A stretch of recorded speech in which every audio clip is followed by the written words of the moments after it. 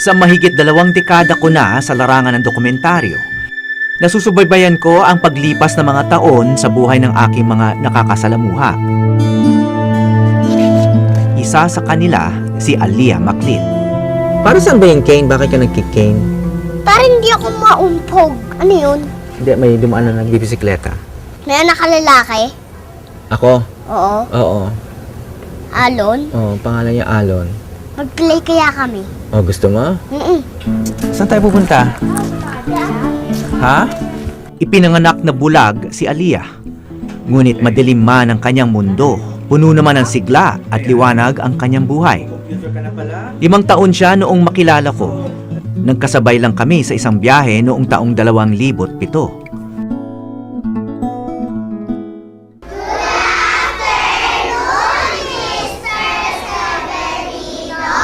Oh, si Aliyah, nasa front row. Naalala mo pa ako? Para sa inyo. Uy, thank Mga letters po. Okay, galing... Oh, 9 na siya noong sumunod kaming magkita. okay, pati sa mga kasama ko, meron din. Salamat. Gusto na? Okay lang po. Okay, Ang tagal kita hinintay. oo. Matagal natin di nagkita eh. Oo nga, namimiss na kita.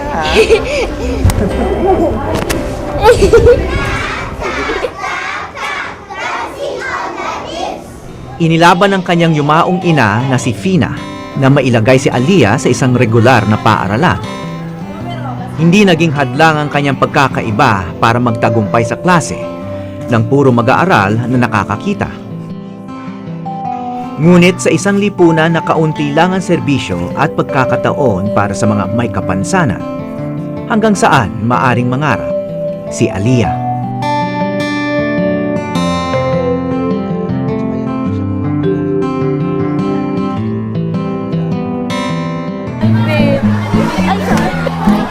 Aray ko. Girls form tonight.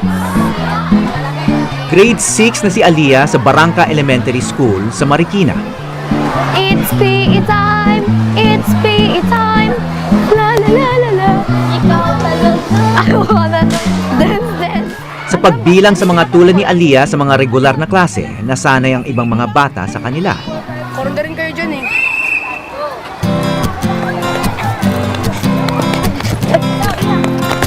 Wait lang, Aliyah. At naisasali pa kahit sa PE.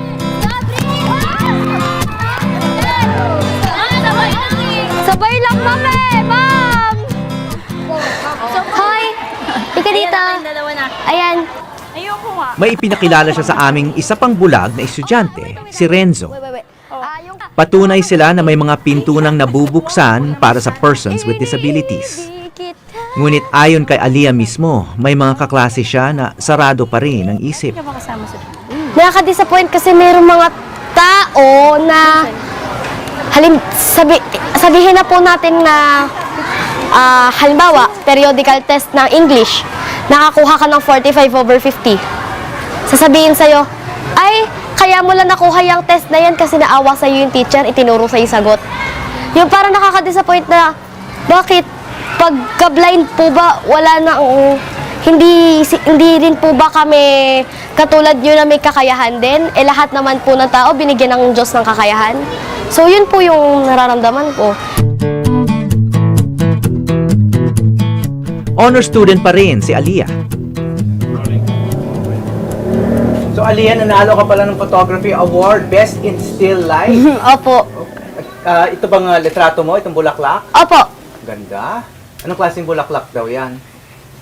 Hindi ko na po maalala kung anong klaseng flower siya. So, ang ginawa mo muna, hinipo mo muna yung bulaklak Opo. bago mo kinunan. Opo. Yung pala yung style ng photography mo, kailangan mo munang Opo. hawakan Opo. at sukatin. Opo. Kasi po kada sukat, meron po siyang equivalent na shot. Halimbawa sa muka, kapag malapitan, parang ito lang yung makukunan. Ito, pagka nilayo mong ganyan, buo. Kasi po, doon ko po sa photography natutunan na kada ganun ng camera, meron siyang equivalent na shot. Pag sobrang lapit, kung ano lang malapit, yun lang makukunan. Kapag malayo naman na ganyan, pwede mo siyang makunan ng buo. Tapos kapag sa tao naman, pag 10 steps, half lang, yung mukha lang. Pag 20 steps na pa-backward, yun na po yung full shot. Ganun po. Galing. Galing mong paliwanag. Mas magaling ka pang paliwanag ng photography kaysa sa akin. Ala! Maya-maya ipinakita sa akin ni Aliyah kung paano kumukuha ng litrato ang katulad niyang bulag. 1, 2, pa bebe!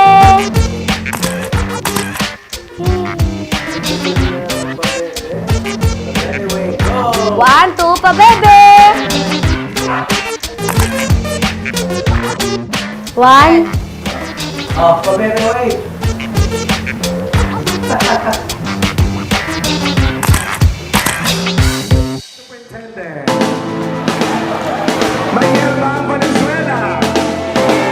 I believe in the profession of journalism. I believe in the profession of the journalism. 13 anyos na si Aliyah. Natutuklasan na niya ang kanyang mga kayang gawin, ang kanyang mga angking galing.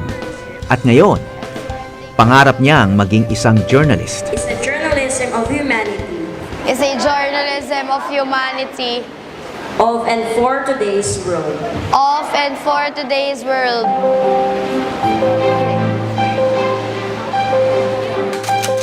Paano niya kaya ito maisa sa katuparan?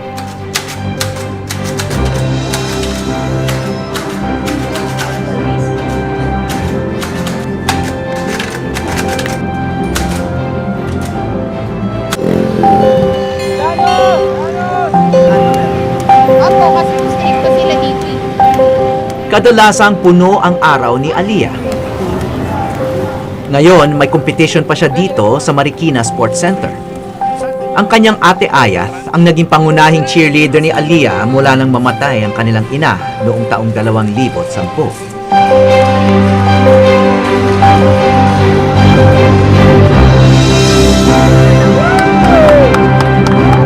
Sumali si Aliyah sa palarong panlunsod sa kategorya ng PWD at nagkamit na siya ng gintong medalya para sa shot put.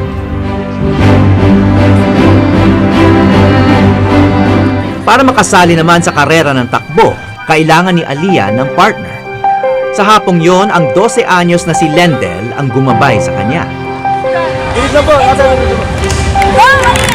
Diretso, diretso, diretso, dito, dito, diretso, diretso.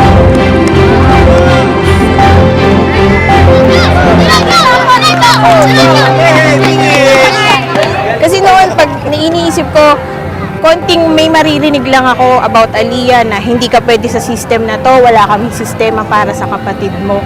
Iiyakan ko yon dati. Babasagin namin yung walang sistema. Hindi pwedeng walang sistema. Kasi ang iniisip ko po, andito na si Aliyah.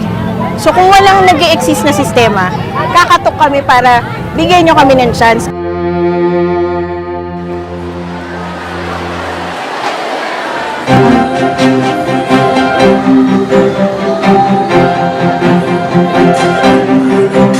Noong nagdaang Sabado, isang makasaysayang pangyayari ang naganap sa Metro Manila Young Writers Conference and Contest.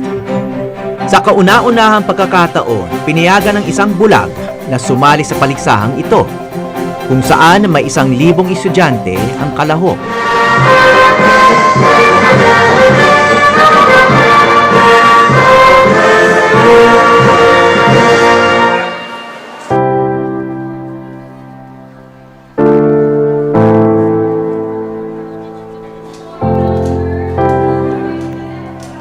Uy! I'd like you to... Ang katuwang ni Aliyah sa kompetisyon ang special education teacher na si Olive Pagulayan. Siya ang magsasali ng mga isinulat sa braille ni Aliyah sa alpabetikong Pilipino. Okay, join the listahan at work. News writing sa Filipino ang kategoryang sinalihan niya. Tungkol pa sa photography ang paksa nila.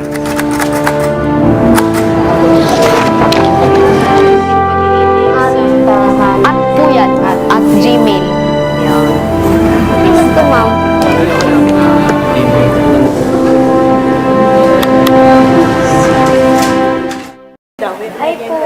Yeah, si Aliyah. Nagkita kami pagkatapos ng kompetisyon. Okay. Sige, Matagal dito pa muna. raw malalaman Sige, ang why not? resulta. Okay. Siguro, iniisip ng iba na manunood nito, no? Parang, di ba napakahirap maging isang journalist kung bulag ka? Nakakapag-isip naman po ako. Nakakapagsulat naman po ako sa braille. Itatranscribe nga lang. So, pwede pa rin ako maging journalist kahit blind ako. At ganoon din po yung mga ibang blind din na katulad ko. Okay, kanina may sumali ka sa isang kompetisyon. No? Kumusta naman yon? Mahirap. Sobrang hirap po kasi merong detalye. Kaso walang English yung detalye, Filipino journalist po ako. So, isa yun sa mga naging mahirap. Tapos, wala pa siyang kabali-balita, walang verb, walang ano. So, kasi yung isang napaka-importanting bahagi ng journalism, yung pag-i-interview. No? Opo. Yung makikinig ka, magtatanong ka, tapos mag-notes ka o mag-document ka, magre-record ka. Paano mo ginagawa yun? Ninonotes ko lang po siya sa braille kasi wala po kasi akong photographer, wala din akong recorder. So, mahirap pero kailangan. Gaano kahirap ba yung mag-notes sa Braille? Masakit sa kamay. Tapos, minsan kasi kapag ka nag-interview ka, depende rin kasi yun sa nagsasalita. So, hindi lahat ng sagot niya masusundan mo. Kaya mag-iisip ka na lang ng shortcut.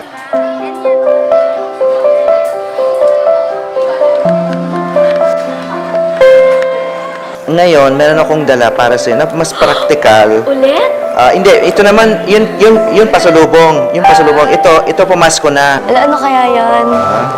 Ay, surprise nga. Ito binubuksan ko pa lang. Okay. Siya ay, kailangan pag-aralan pa kung paano gamitin. Siya ay isang digital voice recorder. Wow! Yes! Okay, ito yung kahon. Oo, yan ang kahon. Yan ang nandyan sa loob. Okay, so ito yung pinaka-microphone niya. Okay.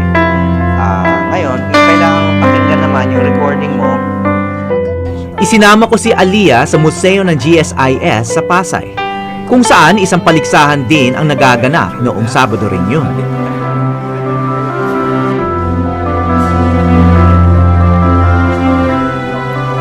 Ang taunang art competition ng Art Association of the Philippines.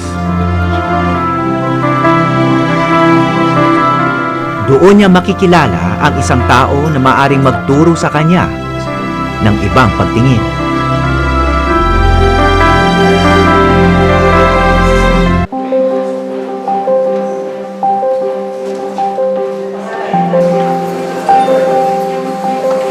Sa visual arts, meron bang kayang maranasan ng mga bulag? Malalaman ngayon ang tatlo sa pinakatanyag na eskultor ng bansa na mga hurado ngayon ng pambansang kompetisyon ng art sa museo ng GSIS. Papakilala namin si Aliyah. Aliyah, si Mr. Sajid Imao.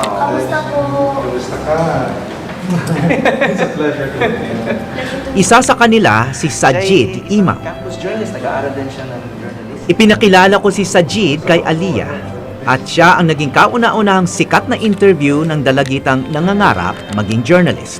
Sa tingin niyo po ba, para sa isang blind na bata or tao, paano po ba niya ma-appreciate yung art? Alam mo, yung art kasi ngayon, yung sculpture nga ang kaiba dyan parang, di ba kayo inihipon nyo yung pinag-aaralan, inihipon nyo yung mga tao na Opo. pilates nyo. Ganun din ang sculpture, pwede mo hipuin, 3-dimensional siya. So nakikita mo yung, na-imagine mo kung ano yung ano. Kasi alam mo, kahit ako kahit ilang beses na ako gumagawa ng trabaho ko, nagsisimula palagi ang trabaho ko sa imagination. Sa imagination. Oo, Tapos, dinadrawing niyo pa po ba yun sa papel? Minsan hindi. Madalas dire-diretso na ako, explore ko. Kasi Ang mas galing. iba yung feel no? Di ba yung ini-sculpt mo ng dalawang kamay mo? Para maipaliwanag ni Sajid ang eskultura kay Aliyah, isinama niya ito sa pinagtatanghalan ng kompetisyon. Tulad ni Aliyah, may tungkod rin si Sajid. May karamdaman din kasi siya sa mata. Meron siyang retinitis pigmentosa. Ang mga may ganitong kondisyon, hindi nakikita ang nasa gilid at unti-unti raw nabubulag. Si Sajid nga tinuturing ng legally blind. So, papakita ko sa yung mga gusto kong trabaho. Ayan, pararamdam ko sa iyo rin. Yan, so yan, yung parang bumabagsak na tubig na, ito yung center figure na to, ito yung parang pagbagsak. Tapos yan, yung mga iba nagkaroon ng parang ripple effect yung pag nakita mo sa namamanifest sa tubig. Ang galing. So yun ang kaibahan ng sculpture. Pwede mo talaga siya ma-appreciate at na-imagine mo kung anong itsura. Saan po?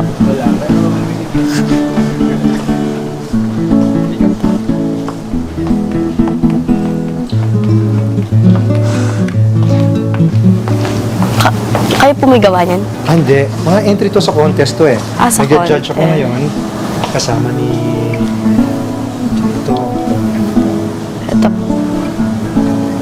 Arya, come here. Come here. You introduce yourself. Hello sa'yo. Don't be shy. Ipinakilala ni Sajid ang 8 taong gulang niyang anak ni si Arya. This is for you. You can choose. Pili ka daw. Milig siyang gumawa ng rainbow loom eh. Or you can have both. Oh, you can have both. Pili ka daw Sure kung anong gusto mo. ka? Oo, regalo niya lang Ikaw sa'yo. na lang bahala. Tapos yun, okay, you put it on her wrist. Ang bait. Mabait talaga yan. Oh. Thank you. Ang sarap po yakapin, nakakagigil ko. Aya, she cannot see so she'll try to feel your face and so she can imagine. how Ang you cute look mo. Grabe. Lumbans talaga yung naging habit niya sa art. Gusto kong pakilala sa'yo si... Nakilala rin ni Aliyah ang 2 pang hurado na kasama ni Sajid. Tito Junyi. Sina Junyi Mahusay na sculptor. Tapos ito si Ral, kaibigan ko, isang at Ral Arugante. mahusay siya. Tila kinakapari ng mga artist kung paano ipaparanas kay Aliyah ang mga obra. Ito yung perception na ginagawa natin na... Maganda siya. Sa tingin ko, napakahirap nitong gawin. Kung ito yung gagawin mo. Are you true with that? Dito tayo. Para pakita niya ang diferensya. Take your time. Huwag kang mamadali. Try to visualize it. Ito naman, mas simple siya kaysa dun sa nauna. Oh, good point.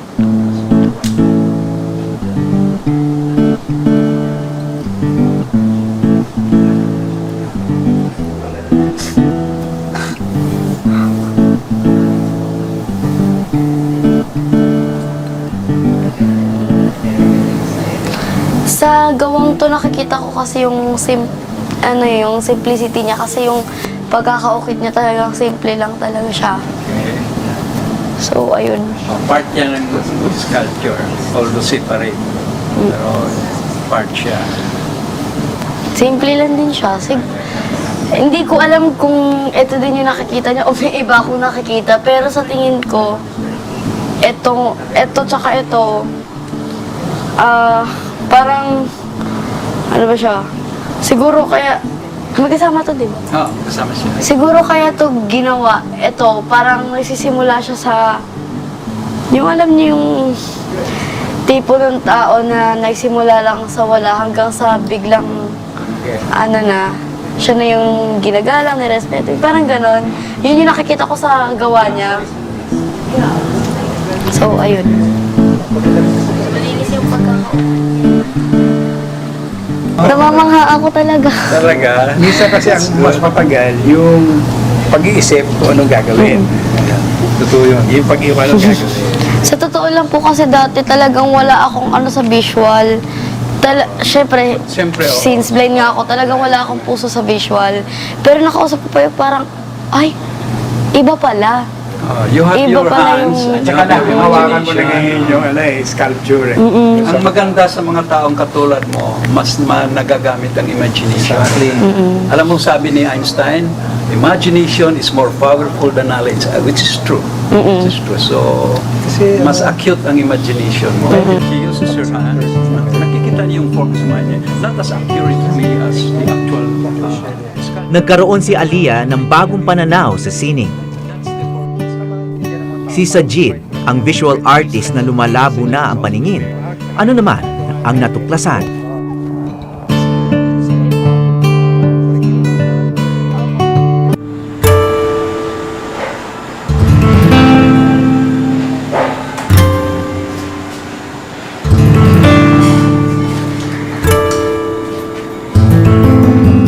Nasa dugo na ni Sajid Imaw ang iskultura.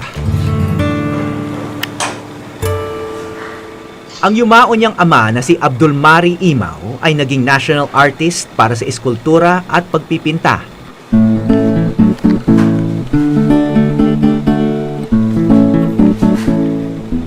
Sila'y tubong holo at mga Moro ang kanilang mga ninuno.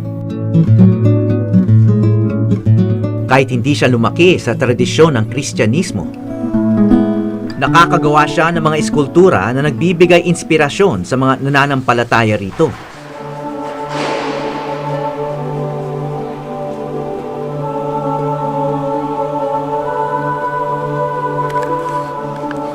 Tulad na lang ng krus na ito sa Church of the Jesus sa loob ng Ateneo de Manila University.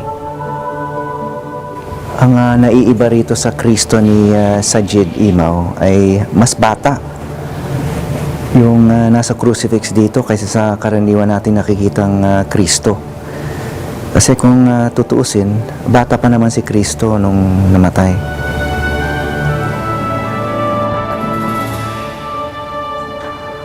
Public art ang kadalasang ginagawa ni Sajid.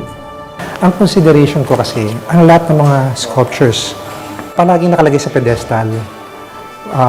Kung naka-pedestal, okay nakasabit sa malakan, tapos o kaya bawal ng hawakan. Gusto ko yung very accessible. So, ginawa ko yung for Bonifacio na parang siya playground. So, walang excuse yung administration na hindi kayo pwedeng pumasok. So, it's basically a playground. So, children are supposed to touch and play with it. So, tulad nito, you can sit down, no? Yeah, actually, kabisado ko yung lugar ko. Kasi, sanay ka naman. Pag ano lang, Kundi dahil sa tungkod ni Sajid, hindi mahalata na may problema siya sa paningin. Nagre-restore ka rin ng truck. ang favorite ko yung track eh. It reflects my personality. Gusto ko yung nakakarga ko yung mga trabaho ko.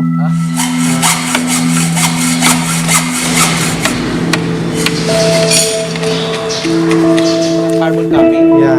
These are actually ano eh. 2 dekada na ang lumipas mula nang siya ang ma-diagnose na may retinitis pigmentosa. Pagbukas mo, nabangga talaga ako. Kasi ano nangyayari minsan pagtatawid ka, tapos yung mga iba sakyan nagmamadali. Ikaw nakita mo, nagmamadali yung mga tao. So ako nakikita ko immediately in front ko na tao, tumatakbo. So ako nang bibilisan ko, hindi ko makita may parating na sakyan. Tatamaan ako. So nagigalit sila. Hindi ko rin alam na may diferensya ako noon. Ganito lang ang nakikita ni Sajid ngayon. May shin guard. Magaling ako siyang guard pero... At maaring darating ang araw na tuluyan na siyang mabubulag. So, may scars ka ngayon dyan? Sa ano? Ito yung mga scars ko. Oh my gosh. So, marami yan kasi both legs kasi yan. So, ano kadalasan na nangyayari dyan sa... Pag may, kunyari, sa shop ako or sa, pag naglalakad ako, tapos may binago ko na, kunyari, nagbaba kami ng rebulto, tapos yung assistant ko naglagay sa iba, hindi ko nakita yan, tatama na kagad ako yan. So, sugat siya talaga? Mga sugat sa mga, Malalim. malalim siya, kasi pag tumama talaga, dahil mabilis ako maglakad, nagkakasugat siya. So, parehong binti. Parehong binti yan. Pag naghilom siya, nagkakaroon siya ng peklat, hindi siya nawawala eh. So, ito yung nag-remind din sa akin na may diferensya ako. Hindi pa nag-aaral magbasa ng Braille si Sajid.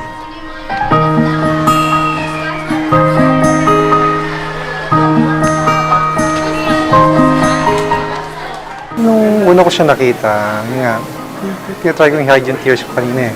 Kasi, nakita ko yung, parang, pag may nakikita ka yung somebody who's really strong, parang it makes you weak kasi ang mga katulad ni Aliyah, naniniwala ako na mas na-appreciate nila yung blessings.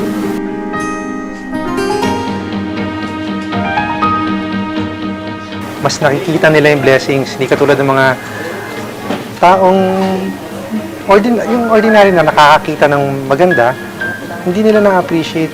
Si Aliyah na-appreciate niya, kaya nararamdaman mo yun. At yun ang gusto kong gayahin. Yun mo yung embrace mo yung blessings mo na madalas take mo for granted. Yun ang importante eh. Actually, hindi ko akalain na ang art pwede mo i-relate sa sarili mo. Kasi ang nasa isip ko dati, art lang yan, wala, ayan lang, ganyan, i-drawing mo tapos. Hindi, yun pala, hindi ganon. Yun pala, bawat art, meron pala siyang message na ipinapahiwatig.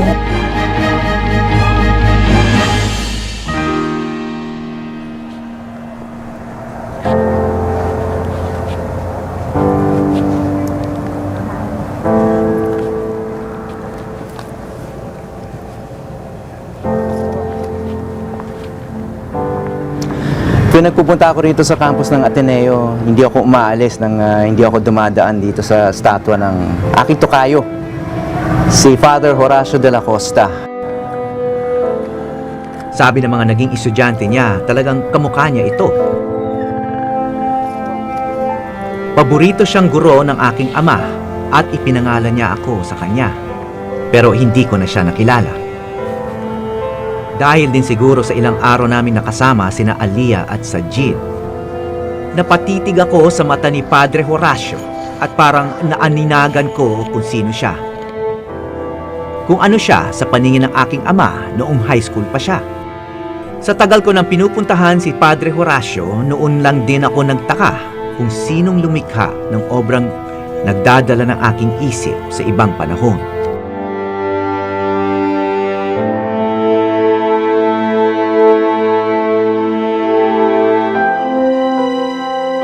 Ako po si Howie Severino at ito ang Eyewitness.